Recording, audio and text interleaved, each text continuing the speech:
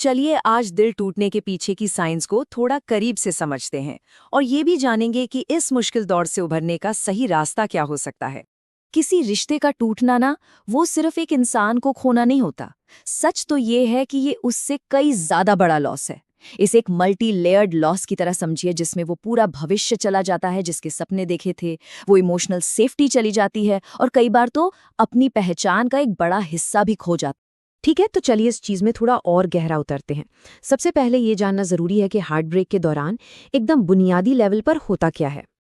देखिए, एक बात साफ करना बहुत ज़रूरी है। ब्रेकअप के बाद जो ये इतनी तेज़, इतनी इंटेंस फीलिंग्स आती है ना, वो कोई कमज़ोरी या पर्सनल फेलियर नहीं है। नहीं, ये एक बहुत ही कॉम्प्लेक्स बायोलॉजिकल और साइकोलॉजिकल प्रोसेस है। मतलब जो कुछ भी महसूस हो रहा है वो एकदम असली है और उसके पीछे पक्की साइंस। तो अब जरा साइंस की मदद से ये समझने की कोशिश करते हैं कि आखिर ये प्रोसेस फिजिकली और इमोशनली इतना दर्दनाक होता क्यों है। असल में ब्रेकअप सिर्फ एक इमोशनल दर्द नहीं है। हमारे दिमाग के लिए ये एक असल ट्रॉमा की तरह है। हमारा ब्रेन किसी ज़रूरी रिश्ते के ख़त्म होने को एक बहुत बड़े खतरे की तरह रजिस्टर करता है, बिल्कुल किसी फिजिकल चोट की तरह। और इसीलिए ये दर्द इतना असली और गहरा महसूस होता है। देखिए, जब कोई रिश्ते में होता है तो ब्रेन को इन पावरफुल केमिकल्स की एक लगातार सप्लाई की आदत हो जाती है।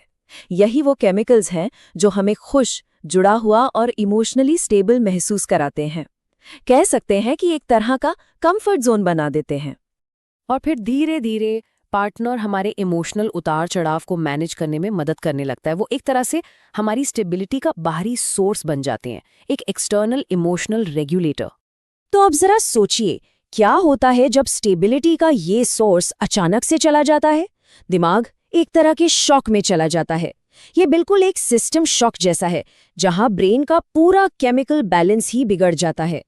और यही वजह है कि ब्रेकअप के बाद ये सारे कॉमन बिहेवियर इतने ज्यादा इंटेंस होते हैं। ये कोई जुनून नहीं है, बल्कि ये ब्रेन की अपने केमिकल बैलेंस को वापस पाने की एक बेताब कोशिश है। तो सबसे ज़रूरी बात यह है कि इसे लव एडिक्शन कहना एक बहुत बड़ी गलती होगी। असल में ये हमारे सर्वाइवल के लिए जो एक गहरा बायोलॉजिकल सिस्टम बना है ना, ये उसका टूटना है। ये कोई इमोशनल ओवर रिएक्शन नहीं है, बल्कि एक बायोलॉजिकल रिस्पॉन्स है, एक कुदरती प्रतिक्रिया। अच्छा, अब जब हम इसके पीछे की साइंस को थोड़ा बहुत समझ गए हैं, तो चलिए देखते हैं कि इस दर्द से डील करते वक्त लोग सबसे आम गलती क्या कर बैठते हैं। स्वाभाविक है, सबसे पहली सोच यही होती है कि इस भयानक दर्द से किसी भी तरह बचा जाए। लेकिन मजे की बात यह है कि यही स्ट्रैटेजी हीलिंग प्रोसेस को और भी लंबा और मुश्किल बना देती है। ये सारे बिहेवियर्स असल में दुख से बाहर निकलने का एक शॉर्टकट ढूंढने की कोशिश है। लेकिन ये शॉर्टकट काम नहीं करता। ये सिर्फ हीलिंग प्रोसेस को और देर तक खींचते हैं, क्योंकि इनसे असली मुद्दे यानी दर्द को प्रोसेस करने से बचा जा रहा है। दर्द को नज़रअंदाज करने से वो ख़त्म नहीं होता, वो बस अंदर ही अंदर बढ़ता रहता है और आगे चलकर हमारी आने वाली इमोशनल हेल्थ और रिश्तों पर गहरा असर डालता है। तो अगर दर्द से बचना इसका सल्यूशन नहीं है, तो फिर क्या है? बस यहीं से हीलिंग का एक सही और सोचा समझा रास्ता शुरू होता है। असली हीलिंग आती है दर्द को सही तरीके से प्रोसेस करने से, और इस पूरे प्रोसेस को हम 4 जानबूझकर उठाए जाने वाले कदमों में बांट सकते हैं। अब इस स्लाइड में जो बात सबसे दिलचस्प है वो ये कि हीलिंग के 2 सबसे मुश्किल हिस्सों को ये कैसे एक नए नजरिए से दिखाती है। इन्हें कमजोरी की तरह नहीं, बल्कि एक जरूरी दवा की तरह दिखाया गया है। रोना सिस्टम से स्ट्रेस निकालने का एक तरीका है, और नो कांटेक्ट दिमाग को रीबैलेंस होने का वक्त देने जैसा है। अक्सर ऐसा होता है कि हमारा दिमाग हमें धोखा देता है और सिर्फ अच्छी यादों पर ही फोकस करता है।